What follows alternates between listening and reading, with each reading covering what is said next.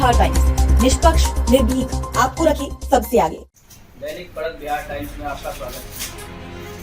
आज नामांकन का स्वीकार पत्र आ चुका है, जिसमें इंद्रराज रोशन का नामांकन स्वीकार किया गया है चुनाव आयोग द्वारा। आज अभी हम इंद्रराज के यहाँ मौजूद हैं।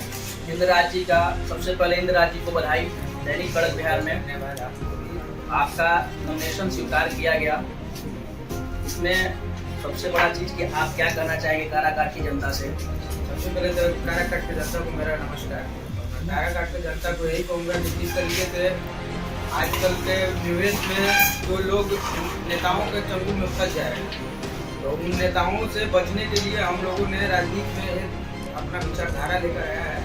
इस विचारधारा को रखते हुए आपसे मैं एक बात बता देता हूँ। ये जो नेतागण है, ये तालाब के पानी की तरह सड़ गए, और इस तालाब का पानी जब सड़ जाता है उसको चेंज किया जाता है। उसी तरीके से नेताओं को चेंज करना बहुत। इंद्रराज जी, सरकार ने आपको नॉमिनेशन का परमिशन दे दी।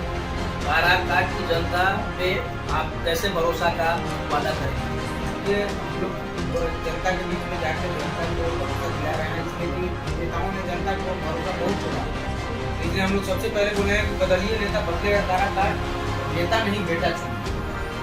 बेटा तो सारे प्रत्याशी बोल रहे हैं कि हम सबके बेटा ही, तो इस पे प्रतिक्रिया देना सही नहीं रहेगा कि आप ही बेटा है काराकाट के। इस चीज को मैं कैसे मानूं? एक बात बताइए, स्पष्ट थोड़ा छोटी सी बात है जी। अगर जो जियारपुर के हैं तो फिर वो किन के बेटे हैं, और द्वारा के हैं तो वो किन के बेटे हैं। और जितने भी प्रत्याशी गण आए हुए हैं, ये नहीं कह रहे हैं कि हम ही काराकाट के बेटे हैं, लेकिन सच में आपको देखना है काराकाट का बेटा है कौन, काराकाट में रहेगा कौन। ऐसा नहीं कि जो बाहर से आए वो भी कहें कि हम काराकाट का बेटा है, ये कभी नहीं। काराकाट की जनता आपको क्यों चुने? इसका क्या वजह हो सकता है? क्या एजेंडा है आपका जो कि आप काराकाट की जनता में अपना सांसद का जो पद है उस पर आपको क्यों बैठा है? सबसे पहले तो काराकाट की जनता को विश्वास करना होगा कि हम उनके घर के बेटा हैं। मेरे बारे में पता करने के लिए उनको उजियारपुर और आरा नहीं जाना होगा। एक छोटा सा गांव है, डेहरी उनसोन में पड़ता है, गोपी बिहार। वहाँ जो लोग जाएंगे तो उनको पता चलेगा कि हम एक गरीब फैमिली से बिलोंग करते हैं, और हम लोग बेरोजगारी और महंगाई को देखा है और झेला है। और सबसे बड़ी बात है कि जनता को इसलिए हम लोग को विश्वास करना होगा क्योंकि हम लोग सिर्फ मतलब कि लोगों के बीच में ना वो वादा नहीं करेंगे, हम लोग वादा को पूरा करने का काम करेंगे। हम लोग जो भी वादा करेंगे उसको कंप्लीट करेंगे। जनता अगर चुन के आपको देती है, जनता भरोसा करती है अगर आप पे, तो आप करने का सब लोग बोलते हैं, वादा तो सब लोग करते हैं।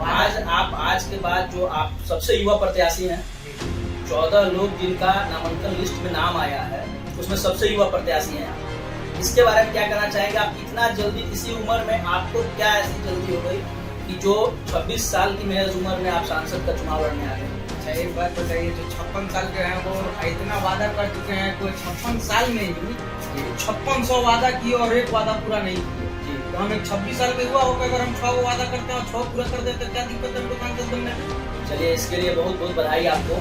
और मेरी वादा इस तरीके से है कि मैं वो जुमला वाला वादा नहीं करता हूँ।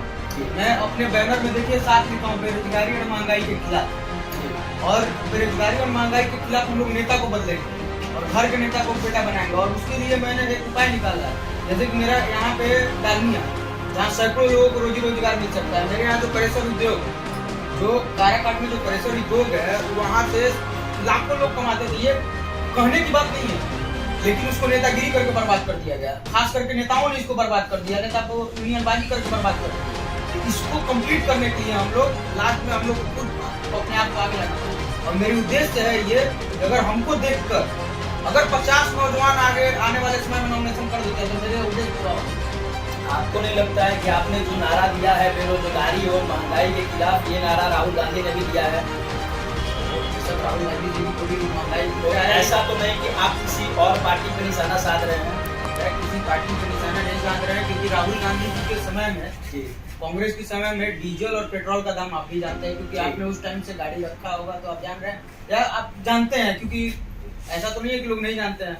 और आप उस टाइम गैस के दाम भी देखे होंगे, 350 में गैस मिलता था, आज 1200 में मिलता है। 57 रुपए में पेट्रोल मिलता था, आज 108 रुपए में मिलता है। और महंगाई बता देते हैं आपको, तेल से लेकर रोटी तक जीएसटी लगा दिया गया, जबकि अंग्रेज भी ये काम नहीं किए थे, रोटी पे जीएसटी नहीं लगाए थे।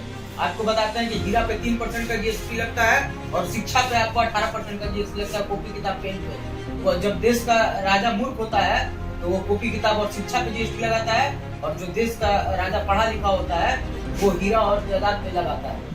इंद्रराज जी, मैं यहाँ आपको 1 सेकंड के लिए रोकना चाहूंगा। आप जिस व्यक्ति को मूर्ख बता रहे हैं उसे जनता ने, हमारे बीच के जनता ने चुन के उस पद पे बैठाया है, और आज जो आप चुनाव लड़ रहे हैं उस चुनाव में भी जनता ही आपको चुनकर बैठाएगी। क्या मैं सही बोल रहा हूँ? एक बात बताते हैं आपको, जो जनता उनको चुन के भेजी है, उनको ये आभास नहीं था कि इस तरीके से जिन्होंने बोला था 15-15 लाख, तो 15-15 लाख तो आपके अकाउंट में आ गया, लेकिन 15 रुपया भी उसमें नजर नहीं आया।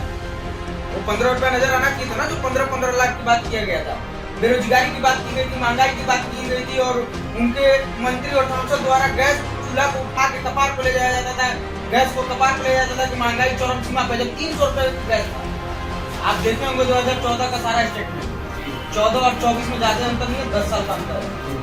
अभी हम लोग उस टाइम 16 के थे, अभी 26 के, और उस टाइम से देख रहे हैं कि लोगों का नेतागिरी, और इसको उखाड़ फेंकने का हम लोग काम करेंगे, क्योंकि वहाँ पे ये लोग जब तक रहेंगे तब तक गरीबों को भलाई नहीं होगा। गरीबी की बात करते हैं कि गरीबों को आगे ले जा रहे हैं, लेकिन वो गरीबों को ही खत्म कर रहे हैं, गरीबी खत्म कर रहे हैं, सिर्फ गरीबों को खत्म करने का काम कर रहे हैं।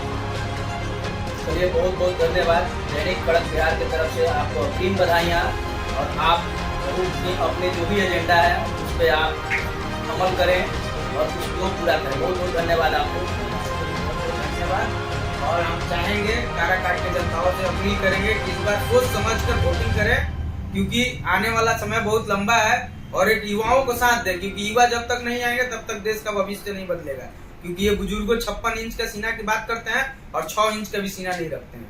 इसलिए आप जनता जनार्दन से मेरा रिक्वेस्ट है, विनती है, आग्रह है कि आप लोग सोच समझ के एक नौजवान को वोट करें, और वहाँ सांसद में दिल्ली भेजने का काम करें कि आपकी हर एक आवाज को वहाँ बुलंद किया जाए। बहुत बहुत धन्यवाद। धन्यवाद इंद्रराज जी।